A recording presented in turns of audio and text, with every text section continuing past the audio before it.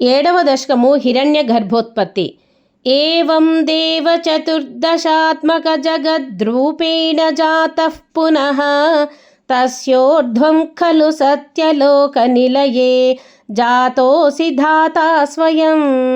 యం శంసంతి హిరణ్యగర్భమఖిలత్రైలోక్య జీవాత్మకం యో భూస్ఫీతరజో వికార వికసన్ నానాశిసృక్షారసః. కృష్ణ సోయం విశ్వవిసర్గదత్తహృదయః సంపశ్యమాన స్వయం బోధం ఖల్వనవాప్య విశ్వవిషయం చింతాకులస్తస్థివాన్. తావత్వం జగతాం పతేతపతపేత్యేవం హి వైహాయసి వాణీమేనమశిశ్రవశ్రుతిసుఖాం కుర్వంస్తపః ప్రేరణాం.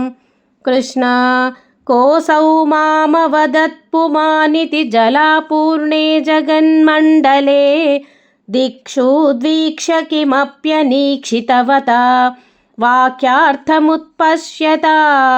దివ్యం వర్షసహస్రమాత్తతపసా తేన త్వమారాధితః తస్మై దర్శితవానసి స్వనిలయం వైకుంఠమేకాద్భుతం.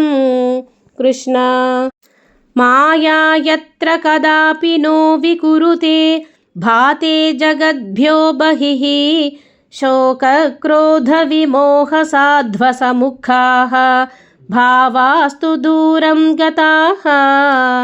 సాంద్రానందఝరీ చ యత్ర పరమజ్యోతిః ప్రకాశాత్మకే తత్తే ధామ విభావితం విజయతే వైకుంఠరూపం విభో.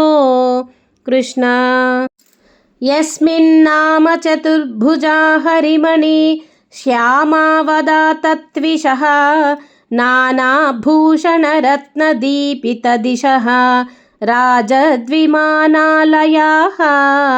భక్తిప్రాప్త తథావిధోన్నతపదాః దీవ్యంతి దివ్యాజనాః తత్తే ధామ నిరస్త సర్వశమలం వైకుంఠరూపం జయేత్.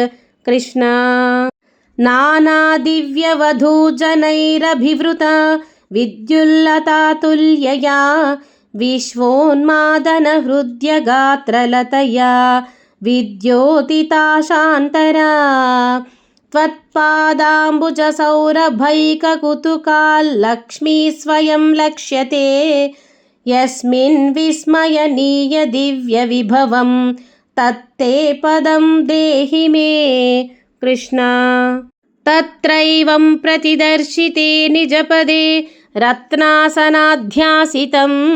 భాస్వత్కోటిలసత్కిరీటకటకాద్యా కల్పదీ ప్రాకృతి శ్రీవత్సాంకితమాత్తకౌస్తుభమణిఛాయారుణం కారణం విశ్వేషాం తవ రూపమైక్షత విధిః తత్తే విభో భాతు మే. కృష్ణ కాలాంబోధకలాయ కోమలరుచాం చక్రేణ చక్రం దిశాం ఆవృణ్వానముదారమందహసిత స్యంద ప్రసన్నాననం రాజత్కంబుగదారి పంకజధరా శ్రీమద్భుజామండలం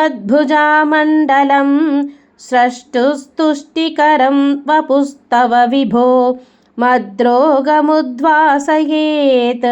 కృష్ణ దృష్ట్వా సంభృత సంభ్రమః కమలభూః త్వత్పాదపాథోరుహే హర్షావేశవశం వదో నిపతితః ప్రీత్యా కృతార్థీ భవన్.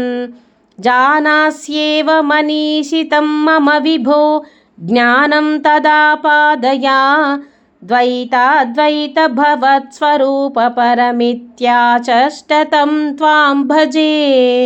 కృష్ణ ఆతామ్రే చరణే వినమ్రమథతం హస్తేన హస్తే స్పృశన్ బోధస్తే భవితా న సర్గవిధిభిః బంధోऽపి సంజాయతే ఇత్యాభాష్య గిరం ప్రతోష్య నితరాం తచ్చిత్తగూఢస్వయం సృష్టౌ తం సముదైరయః స భగవన్ ఉల్లాసయోల్లాఘతాం.